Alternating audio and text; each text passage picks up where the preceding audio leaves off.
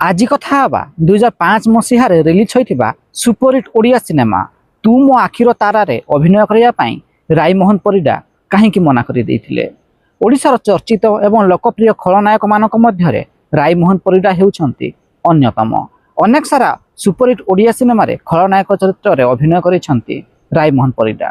तेबे आपण जानिछंती कि 2005 मसीह रिलीज होता ओडिया सिनेमा तू मो आखिर तारारे अभिनय करने प्रथमे रायमोहन परिडा को ऑफर दिया जाइथिला।